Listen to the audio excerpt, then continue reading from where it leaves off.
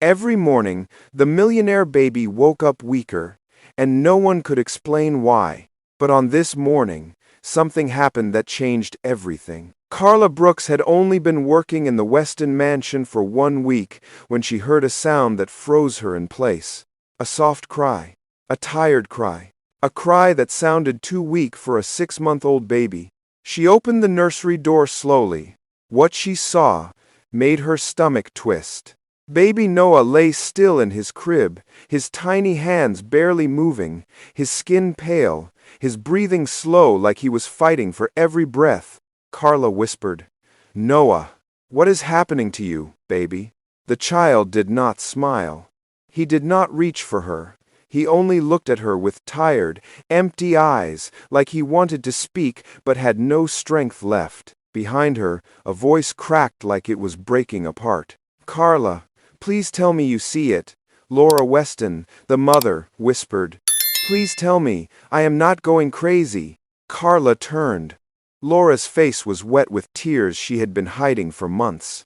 "Every morning he gets weaker," Laura said, her voice shaking. "Every morning he wakes up with less life in him. And I do not know why. I feel like I am losing my child right in front of me." Carla stepped closer to the crib. The room felt wrong. Too cold. Too quiet. Too controlled. "Mrs. Weston," Carla said softly, "something is not right here. Babies do not fade away like this." Laura covered her mouth as more tears fell. I know, but no one listens to me. They say I am overreacting. They say I am emotional. They say I am weak." Carla touched her arm gently. "Who says that?" Laura looked toward the hallway, fear filling her eyes. Before she spoke, they heard footsteps. Slow, heavy, confident steps that carried power in every sound. Laura whispered, "She is coming." "Please, Carla, do not ask questions. Do not say anything. If she knows I told you, everything will get worse." Carla's heart sank. "Who is coming?"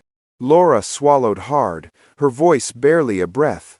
"Evelyn Weston." The nursery door handle turned, and in that moment, Carla understood something terrible. Whatever was happening to baby Noah, it was not an accident. Carla Brooks arrived at the Weston mansion before the sun came up. The sky was still dark, and the air felt heavy, like something was warning her to turn back.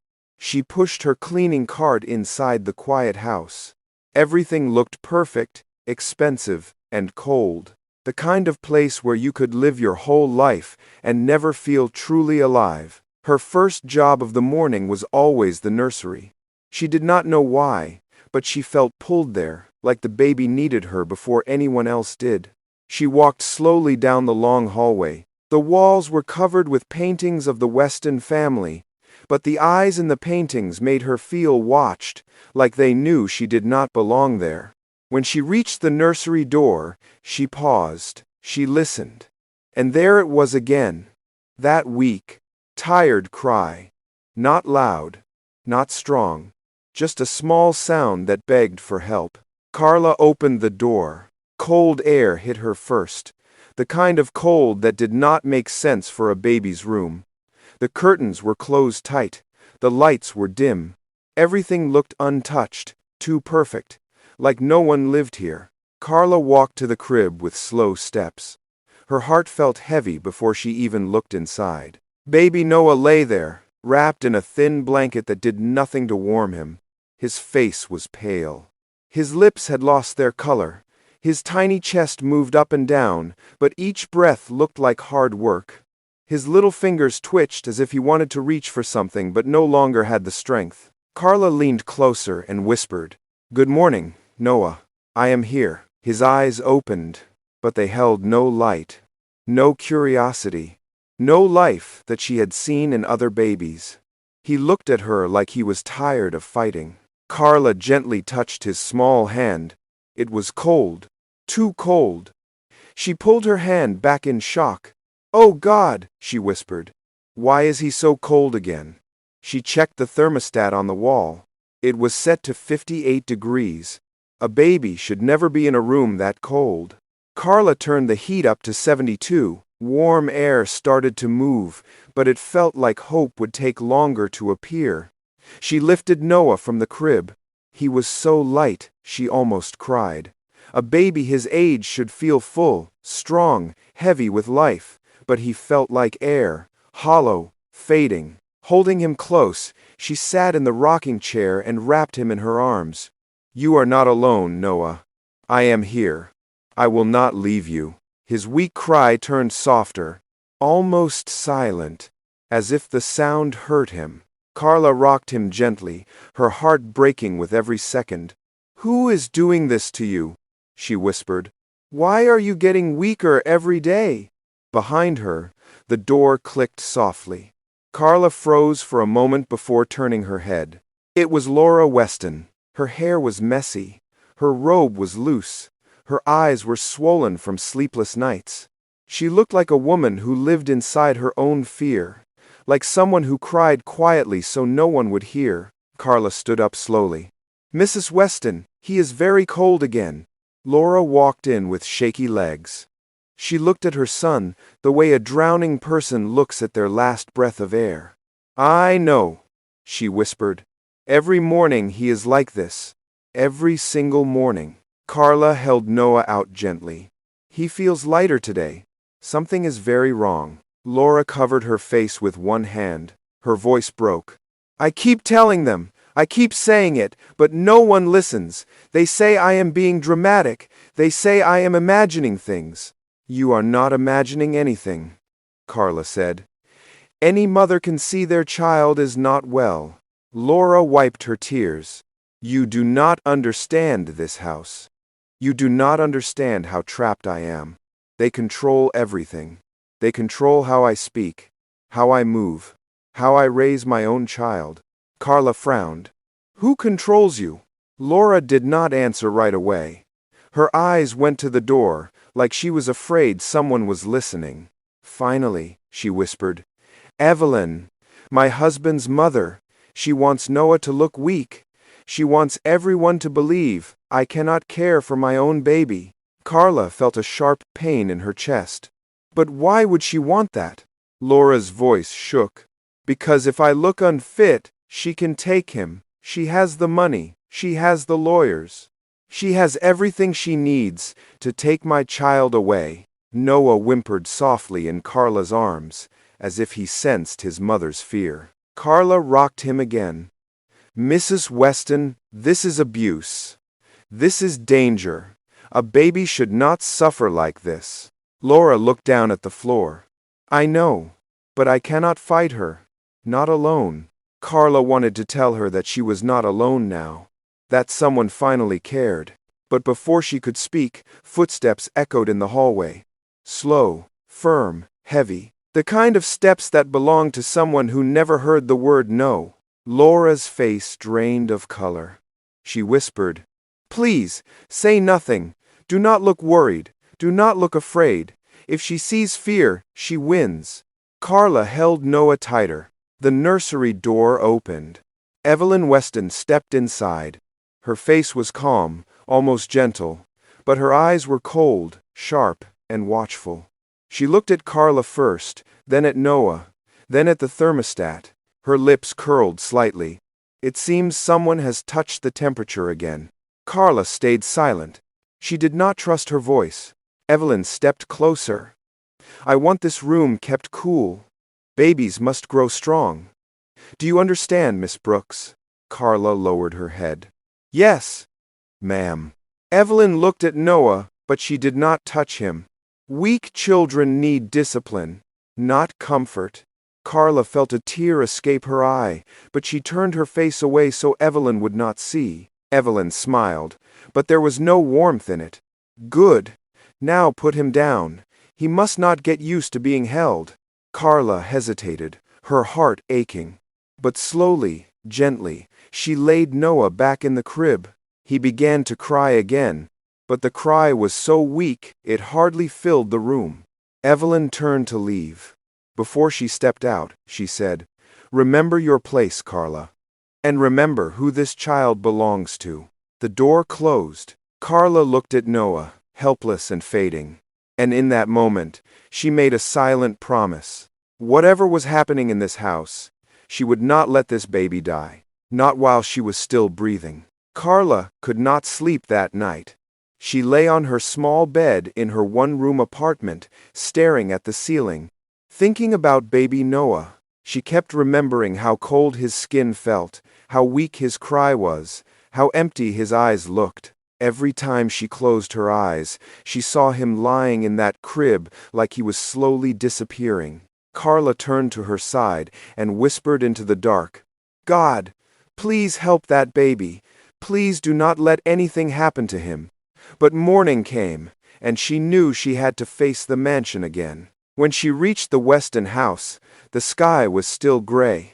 A light wind blew through the trees, making the place feel even colder than usual. The gates opened slowly, almost unwillingly, like they did not want her to enter. She pushed her cart inside, her heart heavy with fear about what she might find. She walked straight to the nursery. She hoped she would hear a strong cry, a loud cry. Any cry that sounded like a living child. But what she heard instead made her heart drop. Silence. A deep, painful silence. Her hands shook as she opened the door. The room was cold again. Too cold. The curtains were closed. The light was dim. The air felt lifeless. And Noah lay still in his crib. Carla rushed to him. "Noah, Noah, baby, look at me." His eyes were open, but they did not follow her. His lips barely moved. His arms did not lift. His little body did not respond. Carla felt tears fill her eyes. She touched his face. Ice cold. "Oh, dear Lord," she whispered. "What is happening to you?" She lifted him and held him to her chest, trying to warm him. She rubbed his small back gently. She spoke softly into his hair. "You are safe. I am here. Please, stay with me." For a moment, his breathing changed. A tiny sound escaped him, but it was not a cry. It was a tired sigh, like he was saying he did not have strength left. Carla wiped her tears with her sleeve. She looked around the room, searching for clues. That was when she saw something on the floor near the crib. A small piece of white cloth with a faint chemical smell on it. She picked it up, sniffed it, and her stomach twisted. This was the same smell she noticed before, the strange, sharp smell that did not belong in a nursery. Before she could think more, the door opened. Laura stood there, her face pale, her eyes red, as if she had cried all night. Carla whispered, "Mrs. Weston, he is worse today." Laura walked slowly inside, holding onto the wall for balance.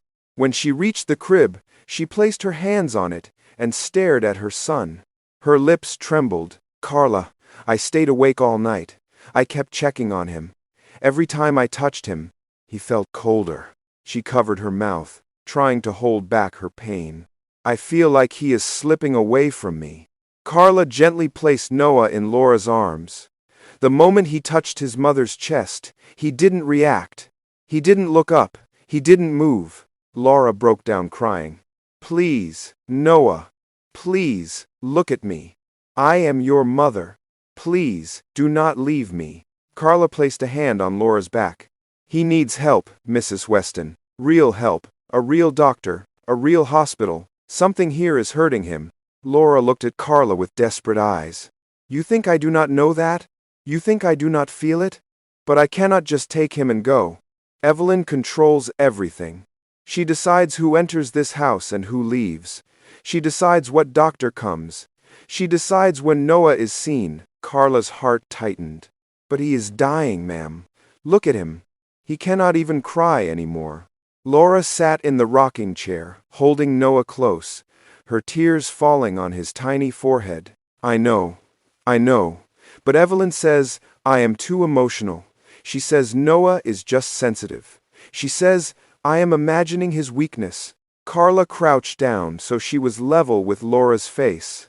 "Mrs. Weston, you are not imagining anything. I have worked with children before. I helped raise my younger brothers. I know what a sick baby looks like. But this is not normal sickness. Laura looked down at Noah. I feel something in this house, something dark, something that watches me and waits for me to fail. Before Carla could answer, a knock came at the door. Both women froze. The door opened, and Evelyn Weston stepped inside. Her expression was calm, too calm. She walked toward them slowly. I heard crying, Evelyn said, though Noah had not made a sound loud enough for anyone outside the room to hear. Laura quickly wiped her tears. Mother, Noah is not crying. He is... She could not finish the sentence. Evelyn's eyes moved to Carla. Miss Brooks, I asked you yesterday to avoid turning up the heat. Yet again, it feels warmer in here. Carla looked down. Yes, ma'am, I apologize. It felt too cold. Evelyn's voice was low. Babies must not be spoiled. They grow stronger in cool rooms. Laura spoke in a trembling voice. Mother, he is 6 months old. He cannot stay in this cold. Evelyn turned to Laura with a fake smile. My dear, you worry too much. Your anxiety clouds your judgment. Noah is fine. Carla stepped back, feeling fear crawl through her body. She could see the way Evelyn looked at Noah, not with love, but with something else, something controlling, something dangerous. Evelyn walked to the crib and ran a finger along the edge. Dr. Price will visit again today. He will check Noah. He says the baby is progressing just as expected. Carla whispered. Expected? Expected to get weaker every morning? Evelyn's head snapped toward her. The coldness in her eyes made Carla's knees weaken. Miss Brooks, Evelyn said, you are here to clean, not to question medical care. Carla lowered her head. Yes, ma'am. Evelyn touched Noah's blanket. After Dr. Price leaves, I expect this room returned to how I want it. She turned to Laura. And you, my dear, must rest. You always look tired. A tired mother makes mistakes. Then she walked out without waiting for a reply. The moment she left, Laura broke down again. Carla, she is killing him. She is slowly killing my baby. Carla placed her hand over Laura's. Then we must stop her. Laura looked up, her eyes full of fear and hope. How? Carla took a deep, shaking breath. I do not know yet, but I know one thing. She looked at Noah, who lay lifeless in his mother's arms. I am not letting this child die. Not in this house. Not under her control. And in that moment, something changed between the two women. They were no longer just an employer and a cleaning lady. They were two mothers fighting for the same child. One. This rate of the same task. The day Dr. Price returned to the Weston mansion was the day everything changed. Carla woke up before dawn, her heart heavy, her body tense. She knew something bad was coming. All night, she kept thinking about Noah's small, silent face, his stillness, his weakness, his tiny arms that no longer reached for anyone. She reached the mansion at sunrise. Mrs. Miller, the house manager, barely looked at her as she walked through the kitchen. The whole house felt quiet, too quiet, like it was holding its breath. Carla went straight to the nursery. Inside, the room felt colder than ever. The curtains were closed. The heater was off again. The air felt heavy and still. Baby Noah lay in his crib. But today was different. He was not moving. Not even a twitch. His eyes were open, but they did not blink. They did not follow the light. Carla lifted him quickly, her hands shaking. Noah, baby, please look at me. Please. Nothing. She pressed him gently against her chest, rubbing his back, trying to bring warmth into his tiny body. Please wake up. Please stay with me. For a full minute, he did not even make a sound, not a cry, not a sigh, nothing. Carla felt tears spill onto his small head. You need help, Noah, real help. I cannot watch you fade away. Then the nursery door opened. Laura rushed in, her robe still tied loosely, her hair messy, her steps unsteady. Carla, is he breathing? Please tell me he is breathing. Carla held the baby out gently. He is breathing, ma'am, but very weak. He needs a hospital. Not Dr. Price. A real hospital. Laura pressed her hand to her chest. I know. But I cannot take him without someone seeing. If Evelyn finds out, she will destroy me. Carla touched Laura's arm. Mrs. Weston, if we do nothing, we will lose him. Look at him. He is slipping away. Laura cried silently, her shoulders shaking. She looked at her son like she was seeing him for the last time. Then they heard footsteps in the hallway. Slow, strong, confident. It was him. Dr. Daniel Price. Laura's face turned pale. She wiped her tears quickly and whispered, Carla, stay close. Do not leave. Dr. Price entered the nursery with his black medical bag. His expression was cold, almost bored. He gave one quick look at Noah, then at Laura. Good morning, Mrs. Weston, he said. Is the child resting? Carla held Noah tight. No, sir. He is worse today. Dr. Price gave her a strange look. Ah, yes. Babies have weak days. It is common. Carla looked at him, noticing something she had never seen before. His hands shook slightly as he opened his bag. His eyes avoided hers. Laura stood between him and the crib. Doctor, what exactly are you giving my baby? Dr. Price paused for a moment. Mrs. Weston, I have explained many times. Noah was born with a weak immune system. Laura stepped closer to him, her voice trembling. Then, why does he only get worse after your visits? Silence. Dr. Price finally spoke. Raising your voice will not help your son. Carla felt anger burn in her stomach. He is hurting, sir. You see that. We all see that. Dr. Price looked at Carla sharply. You are staff. You do not understand medical care. Carla stepped toward him. I understand when a baby is being harmed. The doctor's jaw tightened. Enough. Give Noah to me. I need to check his levels. Laura suddenly clutched Noah tighter. No, not today. Dr. Price tried to stay calm. Mrs. Weston, if you refuse treatment, you risk your son's health. Carla whispered. Mrs. Weston, do not hand him over. Not this time. Laura looked around the room, shaking, crying, breathing fast. Fear filled her whole body. Then, Evelyn walked in. She did not knock. She did not speak at first. She simply looked at the three of them, then at Noah, then at Laura. What is happening here? She asked softly, though her voice carried power. Laura held Noah close to her chest. Mother, I do not want Dr. Price to treat him today. Noah is not improving. Evelyn gave a cold smile. He is improving exactly as he should.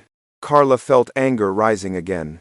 Ma'am, he is not improving. He is barely alive. Evelyn stepped closer to her, her expression turning sharp. Miss Brooks, I warned you to stay in your place. Carla refused to look away. And I warned myself that I would not let this baby die. Evelyn's voice dropped lower. That child is not yours. Carla whispered. He is not yours either. A thick silence filled the room. Then something happened that none of them expected. Noah's body suddenly went limp in Laura's arms. His head dropped back. His arms fell to his sides. His breathing became almost non-existent. Laura screamed. Noah! Noah! Please wake up! Please! Please! Carla grabbed the phone from the table. I am calling an ambulance. Evelyn yelled. Put that phone down. You will not bring outsiders into this house. Then, something inside Laura broke. She looked at her son. She looked at her mother-in-law. She looked at Dr. Price. And she said the bravest words she had ever spoken in her life. I am done listening to you. Move. She ran from the nursery, holding Noah close to her chest, sobbing loudly. Carla ran behind her. Evelyn yelled after them, her voice shaking with rage. If you walk out that door, You will regret it. Laura did not stop. Carla grabbed her car keys from her cart. Get in! Quickly! They placed Noah gently in the back seat. His body was still too still, too quiet. Carla drove faster than she ever had in her life. Her hands shook on the steering wheel. Laura cried beside her, begging her baby to stay alive. Noah, please, please wake up. Mama is here. Mama is here. They reached the emergency entrance of the hospital. Carla lifted Noah carefully. Help! Somebody help us! This baby is not responding. Nurses rushed forward. A doctor grabbed Noah from her arms and ran inside. Laura collapsed into Carla's arms, trembling. Did we lose him? Carla, did we lose him? Carla held her tight. No, ma'am. He is still here. He will fight. We will not lose him. They waited in silence for what felt like hours. Finally, a nurse walked out. Her face was serious, but gentle. Mrs. Weston? Laura stood up quickly, tears still falling. Yes, please tell me he is alive. The nurse nodded slowly. He is alive! But something inside his body was hurting him. We are running tests. We will do everything we can.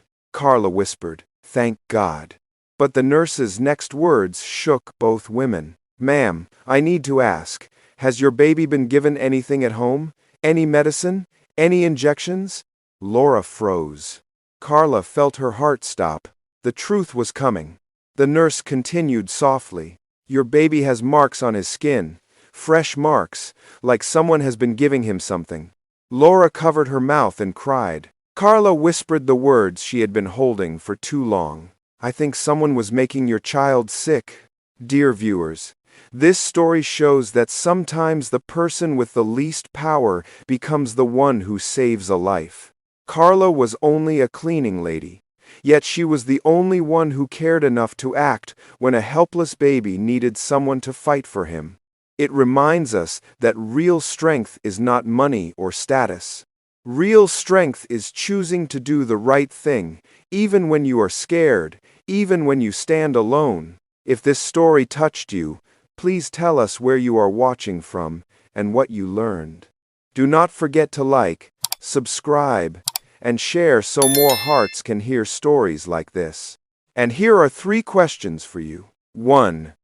Do you think Carla made the right choice? 2. Should Laura have acted sooner? 3. What would you do if you saw a child suffering in silence? Thank you for watching, and stay blessed.